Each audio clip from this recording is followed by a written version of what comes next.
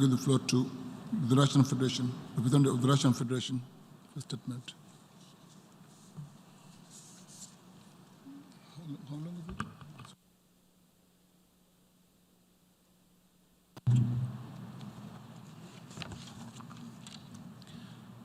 is it?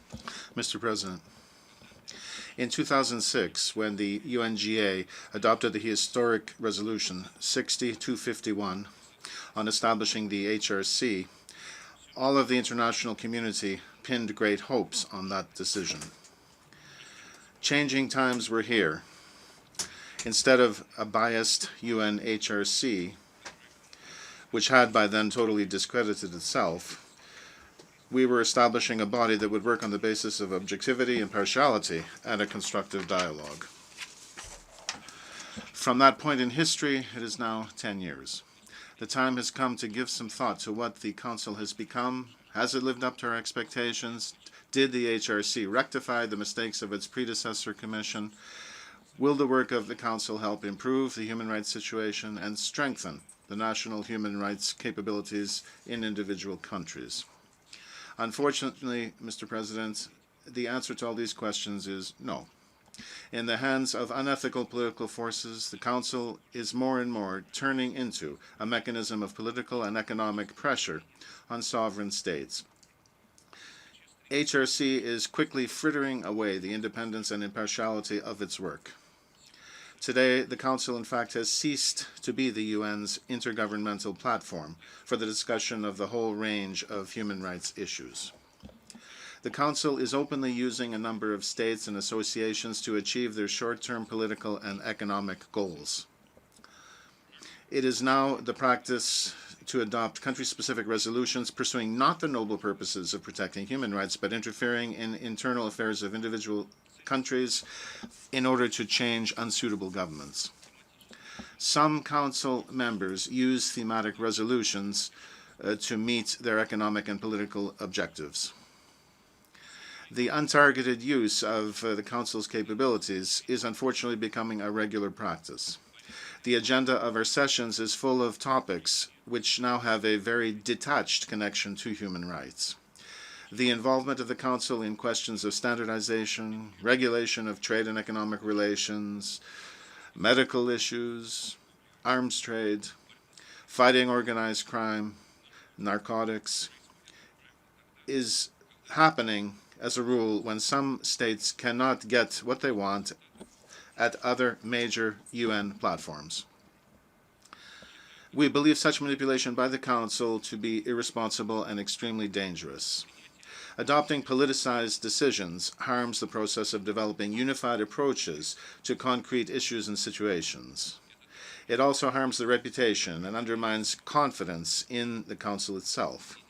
The only way out of this situation is a return to strict observance of the mandate of the Council, as was set forth in Resolution UNGA, Resolution 6251.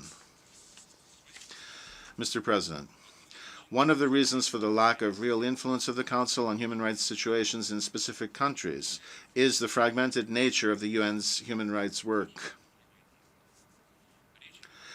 Some groups of countries are not ready or willing to recognize the existence of an institutional or programmatic link between OHCHR and HRC and the Third Committee of the UNGA.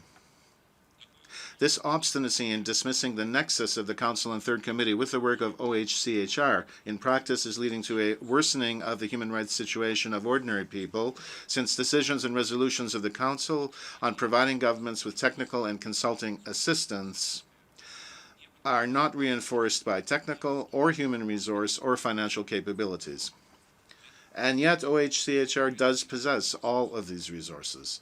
The need to coordinate the work of OHCHR and the Third Committee and HRC is obvious. Only through dialogue can we develop correct and effective decisions, including in developing and approving projects and programs of our organization on the human rights track, namely Program 20.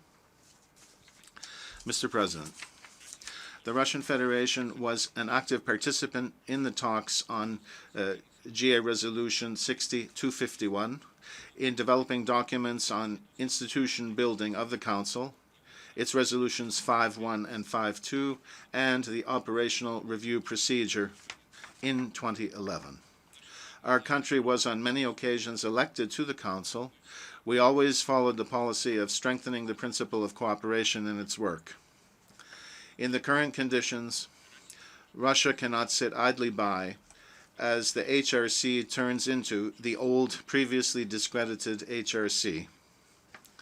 We want to return to the Council a positive thrust and constructive potential as set forth in GA Resolutions 6251 and HRC Resolutions 5.1 and 5.2 to restore the trust and hopes which the international community associated with the creation of the Council. These are the objectives and goals that the Russian Federation sets for itself as we re-offer for election to the Council for the period 2021 to 2023. Mr. President, in conclusion, we'd like once again to confirm our commitment to a constructive and equal cooperation across the entire range of issues on the international human rights agenda, which is the only alternative for a comprehensive strengthening of the human rights system. Thank you very much. I thank the Russian Federation for the statement.